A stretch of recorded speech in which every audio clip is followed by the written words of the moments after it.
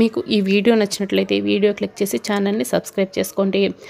శౌర్యను కలవాలని రామలక్ష్మి చెప్పడంతో శౌర్య బైక్ వేసుకొని ఒక ప్లేస్లో ఉంటాడు. రామలక్ష్మి ఇంకా రాలేదేంటి అని వెంటనే శౌర్య ఇంకా రామలక్ష్మికి ఫోన్ చేస్తూ ఉంటాడు. ఏంటి రామా, నీ కోసం ఇక్కడ నేను వెయిట్ చేస్తున్నాను కదా, నువ్వు ఇంకా రాలేదేంటి? ఎప్పుడొస్తావు రామా, చెప్పు రామా, నేను వెయిట్ చేస్తున్నాను అని శౌర్య అడుగుతూ ఉంటాడు. సార్, ఇప్పటికే ఆలస్యమైంది కదా, నేను బయలుదేరొస్తున్నాను సార్, 5 మినిట్స్లో అక్కడ ఉంటాను. ఓకేనా సార్, ఉండండి సార్, వస్తున్నాను అని రామలక్ష్మి చెప్తుంది. అలాగే రామ, త్వరగా వచ్చేయి, వెయిట్ చేస్తున్నాను. మొట్టమొదటిసారి నిన్నే చూడాలని చెప్పావు కదా, అందుకే వచ్చానులే, రా వచ్చేసేయ్ అని శౌర్య ఫోన్ కట్ చేస్తాడు. ఇక రామలక్ష్మి శౌర్యను కలుద్దామని తలుపు దగ్గరికి వస్తుంది. రఘురామ్ ఎదురుగా వస్తాడు. రామా, ఎక్కడికమ్మా వెళ్తున్నావు అని అడుగుతూ ఉంటే, నాన్న అది బయటికి వెళ్తున్నాను నాన్న అని రామలక్ష్మి చెప్తుంది.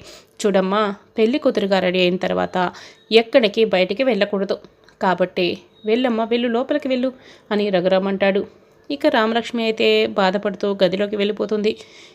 ఇక శౌర్యసారేమో నా కోసం అక్కడ వెయిట్ చేస్తున్నాడు, నానేమో వెళ్ళకూడదన్నాడు. ఇప్పుడు నాన్నకి తెలియకుండా నేను ఎలా వెళ్ళాలి అని రామలక్ష్మి ఆలోచిస్తూ ఉంటుంది. ఎస్, ఐడియా వచ్చింది అని రామలక్ష్మి ఒక శాలువ తీసుకొని ముసుగు వేసుకుంటుంది, బయటికి వస్తుంది.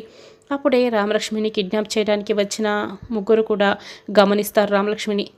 అది ముసుగు వేసుకొని ఎక్కడికో బయటికి వెళ్తుంది, ఇదే సరైన అవకాశం. అది బయటికి వెళ్ళినప్పుడు ఎవరు చూడకుండా మనం ఇంకా తేలిగ్గా కిడ్నాప్ చేసి తీసుకువెళ్ళిపోవచ్చు, పదండి అని కారులో బయలుదేరి వెళ్తూ ఉంటారు. రామలక్ష్మి స్కూటీలో ముసుగు వేసుకొని స్కూటీ డ్రైవ్ చేసుకుంటూ వెళ్తూ ఉంటుంది. రామలక్ష్మి వెనకే ఇక వాళ్ళు కూడా, పదరా, త్వరగా వెళ్ళు, దాన్ని దగ్గరికి వెళ్ళు అని చెప్తూ ఫాలో అవుతూ ఉంటారు.